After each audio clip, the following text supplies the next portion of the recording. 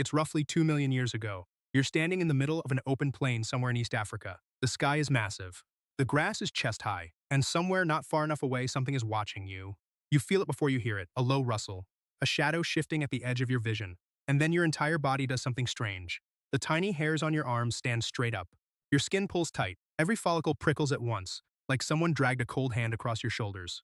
And then the predator steps out of the grass. Your legs are already moving. You didn't decide to do any of that. Your body decided for you. That prickling, that tightening, that weird involuntary ripple across your skin, you still feel it today. When you hear a song that hits exactly right, when someone describes something creepy, when you step outside on a cold morning and the air bites your arms, we call it goosebumps, which is honestly a strange name for one of the oldest survival mechanisms your species ever developed. Here's what nobody tells you. Goosebumps don't actually do anything useful anymore. Not to you, anyway. They're a leftover, a ghost in the machine.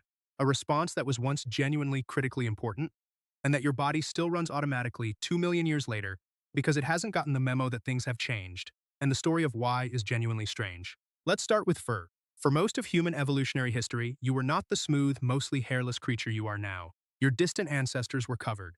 Dense hair across the back, the arms, the shoulders, not quite a full coat, but substantial, enough to matter. And buried beneath that fur, attached to each individual hair follicle, was a tiny muscle, almost impossibly small. It's called the arrector pili, Latin for roughly, the muscle that makes the hair stand up. Every mammal with hair has them, your dog has them, a cat has them, a porcupine obviously has them. And your ancestors had them too, in a much more useful configuration than you do now. When the arrector pili fires, triggered by cold, by fear, by a sudden threat, it contracts. The hair follicle tilts, the shaft stands upright, and if you have enough hair, something interesting happens. You get bigger, not dramatically bigger, not magically bigger, but the raised hair traps a layer of air against the skin, creating insulation. In the cold, this is real warmth, a small but meaningful barrier between your body and the temperature outside. And if you're facing a predator, there's something else. A threatened cat, back arched, fur standing on end, it looks larger, more dangerous, less worth the effort of attacking. Researchers who study animal behavior call this a threat display. It's not performance, it's a genuine mechanical bluff. The body making itself harder to kill. Your ancestors did this. For hundreds of thousands of years, this reflex was doing two real jobs, keeping them warm and making them look like a worse meal than they actually were. And then something started to change. Around 1.7 to 1. 5 million years ago, the archaeological and anatomical evidence suggests something significant happened to the human lineage. Homo erectus, the species walking the African savanna at this point, taller and rangier than anything that had come before, started losing hair. Not all at once, not overnight in evolutionary terms, but gradually, and for reasons that make good sense, it's once you understand the problem they were solving. Homo erectus was a persistence hunter. This is the technical term for a strategy that sounds absolutely brutal from the outside. You chase something until it dies of exhaustion. You can't outrun a wildebeest over 100 meters, nobody can. But you can follow it for 8 hours in the midday heat until its body temperature spikes, its muscles lock, and it simply stops. The problem is heat. Running that long in that sun generates enormous amounts of body heat. And thick fur is insulation, which is exactly what you don't want when you're trying to shed heat fast. Hair traps warmth beautifully. In cold weather, a gift. On a 6-hour chase across an open plain at noon, it's a death sentence, so the body made a trade. Over hundreds of thousands of years, the dense covering reduced. Eccrine sweat glands, the kind that produce the thin, watery sweat that evaporates and cools you, expanded dramatically across the body. Humans became, by a significant margin, the sweatiest primate on Earth. We can cool ourselves at a rate almost no other mammal can match. The fur went away. The cooling system arrived, and persistence hunting became viable. But the arrector pili muscles didn't go anywhere. Here's something nobody talks about enough.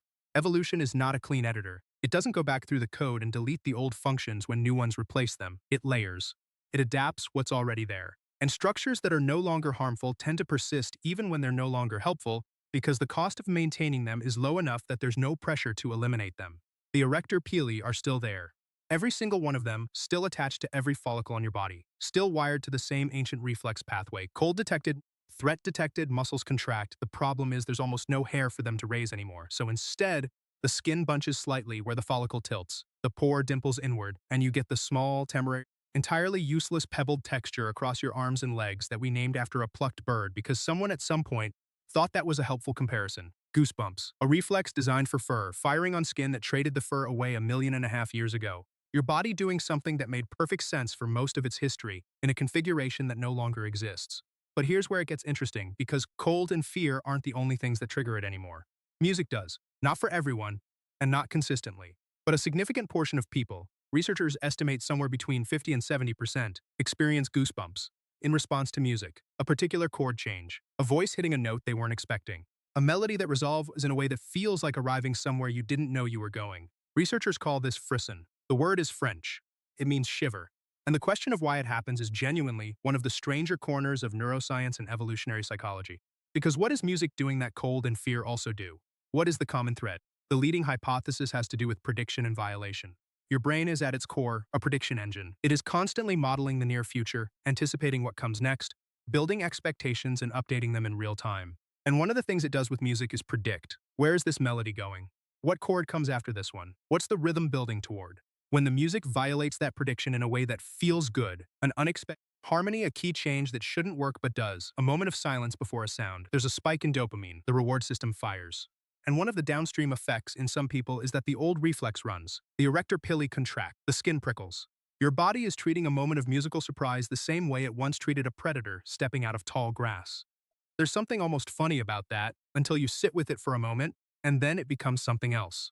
Because what it suggests is that a reflex evolved for physical threat eventually got recruited, or co-opted, or simply activated by something purely cognitive, by the experience of being surprised in a way your nervous system registers as significant. Cold matters, threat matters. An unexpected modulation in a song that hits you at the right moment apparently also matters. Your body doesn't make a clean distinction between these things. The pathway is the pathway. The trigger is anything that says, pay attention, something important is happening. We don't fully understand why some people experience frisson and others don't, or why it seems connected to traits like openness to experience and emotional sensitivity. The research is real and ongoing, and the honest answer is that we're still working it out. What we do know is this. The same small muscles firing when you hear a cello do something unexpected in the third movement of something you've loved for years. Those muscles have been in your lineage for longer than your species has existed. They were doing their job when your ancestors were covered in hair and running from things with teeth. They kept people warmer. They made people look harder to kill. They served real and important purposes in a body configured very differently than yours. And somewhere in the long process of losing the fur and gaining the sweat glands and learning to run across open plains in the heat of the day, the reflex stayed, a small, loyal remnant. Still firing on the same signal, something important is happening. Next time you hear a song that raises the hair on your arms, or the memory of hair, the ghost of hair, the prickle where hair once was, that's 2 million years of evolutionary history running in about half a second. Your body reading the moment the same way it once read the rustle in the grass, the shadow at the edge of the plain. You got goosebumps this morning? Probably. You'll get them again. And when you do, somewhere beneath that involuntary prickle, there's a muscle that has been doing exactly this for longer than modern humans have existed. It doesn't know the fur is gone. It's still trying to help.